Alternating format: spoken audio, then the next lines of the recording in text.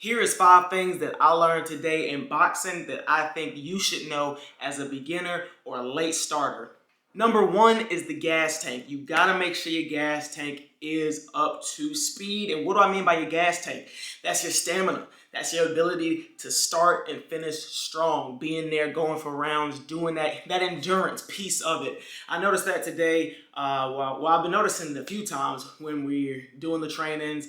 The thing that I love about training at my gym is the way we do our warm-ups. It intensifies, it goes, and then we go straight into like the work. And the reason why I love it so much is because when you're tired, what starts to happen is your hands start to drop, you start to take easy shots.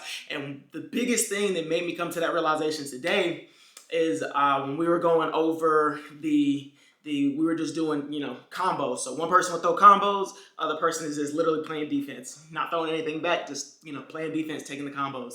So as I'm taking the combos and as we're going about round 2 or 3, I'm like, man, I am gassed, so gassed where even as I'm like trying to kind of like, slick run away, not run away in fear, but just run away of like, God, dog, he's pressing me and I'm tired, I'm trying to breathe. And he's just coming at me. So I'm like, okay, you got to make sure your gas tank is up to speed. So that way, at least, if my gas tank was up there or if your gas tank is up there, you can at least, do what they teach you to do with pressure fighters and, be able to keep a smooth, like snappy jab and still move.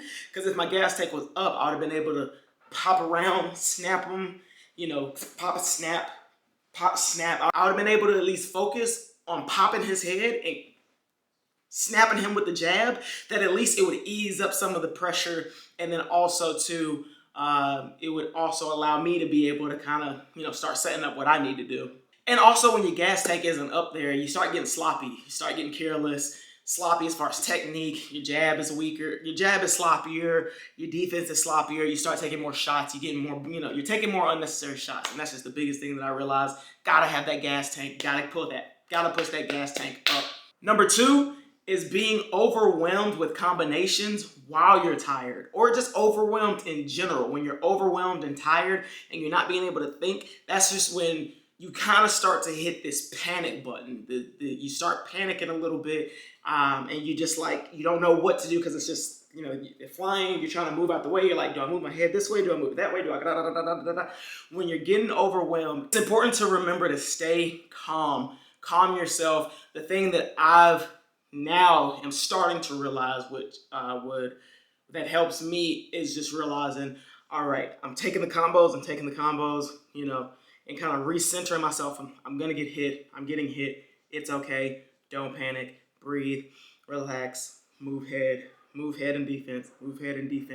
And then also, what I notice is when you start to be able to slow your mind down and really lock in, even if you're getting combinations thrown at you and you're getting overwhelmed with pressure and he's just boom, boom, boom, boom, boom. What I started to do and notice, which I'll take advantage of next time I face or encounter this again, is the combo repetition. I haven't been doing it long enough to say everyone does this, but most people, when they feel comfortable overwhelming you with the combos, some people drop into the combos that they're most comfortable with, most familiar with. So I would notice specifically this person would do like a boom, boom, boom, boom, boom, and go right back into it. Boom, boom, boom, boom, boom, boom, boom, boom. Or at a certain point, it would just be boom, boom, boom, boom, boom, boom, uppercut, boom, boom, boom, boom, boom, boom, boom, boom, boom, boom, jab, boom, boom, boom, boom, boom, boom, boom, boom, boom, uppercut. So I would know and try to count out as well as I can, or at least feel it, not even count it. When he's starting to do the boom, boom, boom, boom, boom, boom, I know, okay, boom, boom, boom, boom, boom, realizing an uppercut or a jab is coming. So my mind is already like taking in the boom, boom, boom, boom, boom, and I'm already aware that a jab or uppercut is coming, and it's just boom, boom, boom, boom, boom, boom, boom, boom, boom, boom, boom, boom.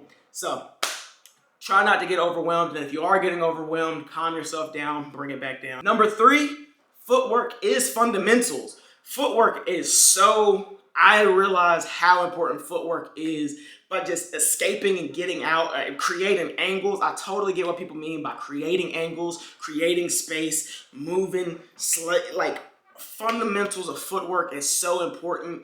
And I I have decent footwork from the little bit of athleticism that I do have, but as I'm starting to work on it more with the heavy bag, like we'll do rounds of the heavy bag, and then I'll just start to play defense on the heavy bag and just work on the footwork part of it.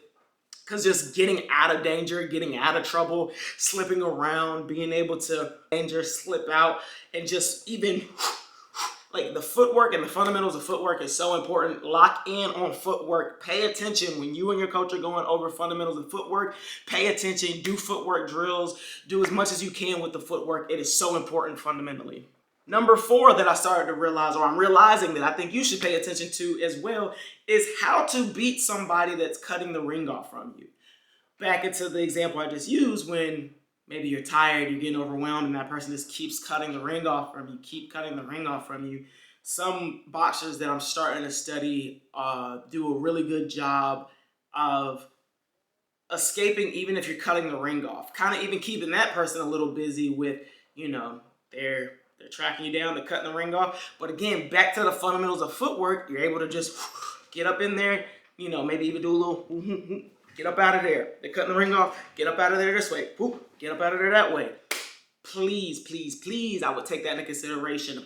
Figuring out what works best for you, at least when you're getting the ring cut off from you. I just started to notice that was one thing that was frustrating me when we were going over the drill, was the person, as I was, 1, tired, but then 2, like, basically trying to escape, he kept cutting the ring off from me so well that it would then start to overwhelm me, and then all these other things that I'm talking about that I learned are just stacking on top of each other.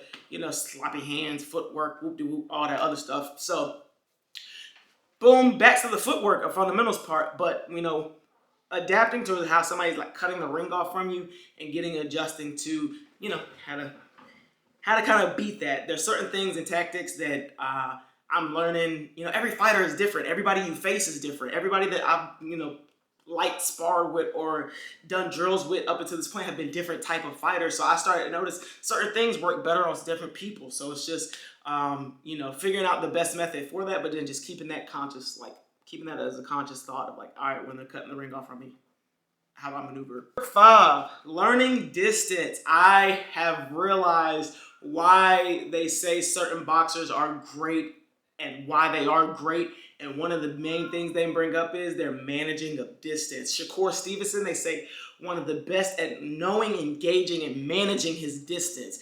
I start to realize that, especially going against somebody who's a little bit taller, that managing of distance of okay, how close enough is just close enough in good range for me to pop and land my jab, but also maybe be able to react and get out of the way and escape from maybe your jab or your counter.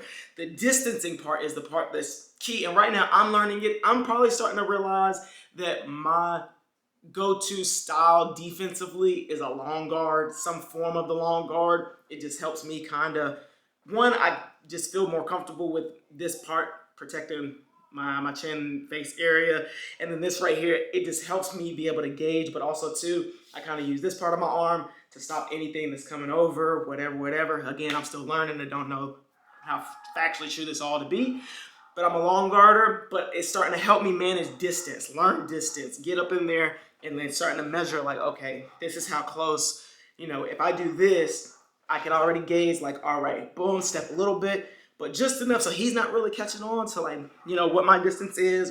But learning and managing distance is key, important, super important. Learn how to manage distance. And a bonus one, and I just threw this one as a bonus one because I noticed it happened and I was like, this is what they were talking about. I am never usually one so far to get hit and get mad. I'm usually one right now, I'll get hit and really honestly acknowledge when someone gets me with a good shot. I got jabbed one time and literally told the dude boom. I was like, damn, good shit. You know what I mean? But this one, I was getting frustrated with, bro, he's just teeing off on me. And I was slightly getting frustrated because in the drill we were running, I'm not supposed to be punching back. I'm supposed to just be playing defense. So I'm all right, this is a little, I guess not unrealistic, because it can be a circumstance where somebody doesn't really care about you throwing a punch back and they're just overwhelming you, throwing. But I started to notice when I get frustrated, and angry. It would get me off task of what I was actually thinking about doing and paying attention to exactly what was going on in the situation. So work on not getting upset, not getting mad. These are my top 5 things that I've learned that I think you should learn and also be aware of as an amateur or late starter boxer, with a bonus one involved. Make sure you like, share, and subscribe to the channel. Appreciate you for following the journey, and let's keep getting it to the Golden Gloves, baby.